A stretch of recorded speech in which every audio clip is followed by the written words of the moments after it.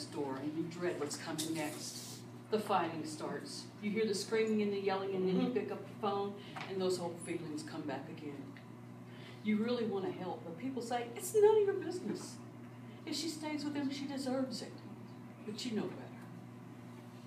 You know better. You pick up the phone and think, it's got to stop somehow.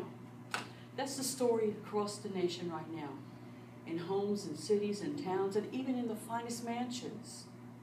It crosses all races, all cultural, all social, all economic, all age, and even sexual orientation barriers.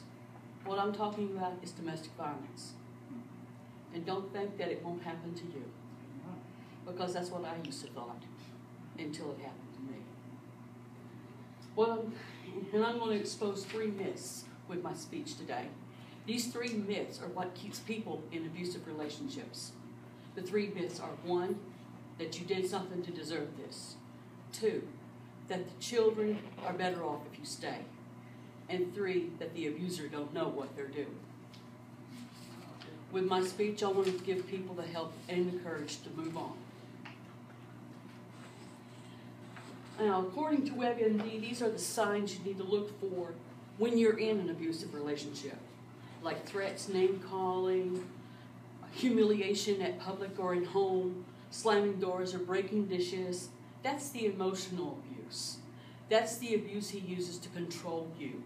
He wants to traumatize your emotions so he can have that control. And according to medicalnet.com, that can lead to even more domestic abuse. There's a lot of great advice on the web, and I would advise you to check it out. Many of the websites have a special button you can click that says escape. So if you're in immediate danger, you can hit that button. But the best advice I can give you is call 911 and stay on the line until the cops get there. I cannot stress that enough, because somehow they figure out that if somebody's watching, they won't do anything. So intimidation is their tool. Use that. Use that against them. 2, what it does to kids. A lot. According to the Arkansas Coalition Against Domestic Violence, 3.3 million children a year live with violence in their home, causing many of them to suffer so much in their lives, from every aspect of their lives. They suffer emotional, physical, psychological, behavioral, and it covers almost every aspect of their lives.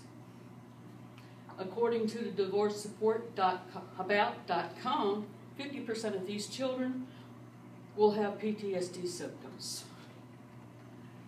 See, they're so severe that they're like veterans coming back from war. So please don't stay for them. The longer you stay, the longer it will have an effect. And the more likely they will go through this. Now, getting out is the first step. Now I'm going to tell you what you're going to go through once you leave. You will be relieved at first, but then your nerves will feel like they're going to jump out of your skin.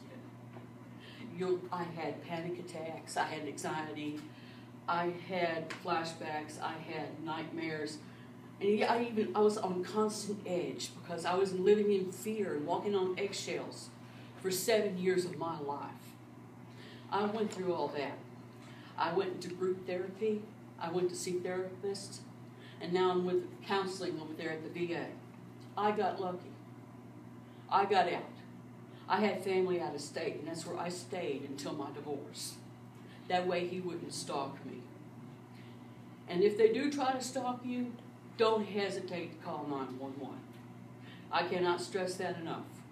Have the cops arrest them and stay on the line. It makes me think, since they won't try anything with somebody there, they must know what they are doing. Which leads to my third point. I want to make this obsolete. Because this is true. I can testify that through my own personal experience. But I want to have no more of this. Intimidation is their tool, like I said before. They're using that because they want to control. They can't control anything, so they'll try to control you. And that's all what it's all about. Control, control, control. So don't think you're going to change them, because you can't. The only one that's going to change them is them. And believe me, I tried. My ex and I went to marriage counseling when we were still married, and he would go for just a couple of times. And then he would say, oh, you're the one who really needs it. See what I mean? He didn't think he needed to go.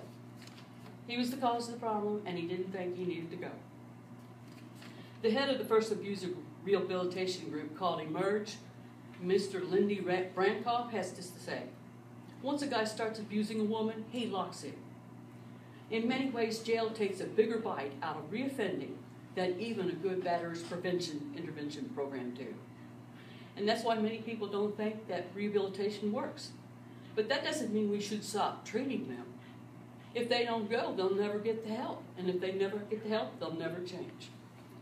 So in conclusion, I want to show you that you can leave and you didn't do anything to deserve this. And that getting out will be better for you and the children. Also, abusers can change, but only if they want to. And I also gave you a few pointers for getting out and what to do, what you will be going through when you do get out. It is my theory that these myths are what keep people locked up behind closed doors.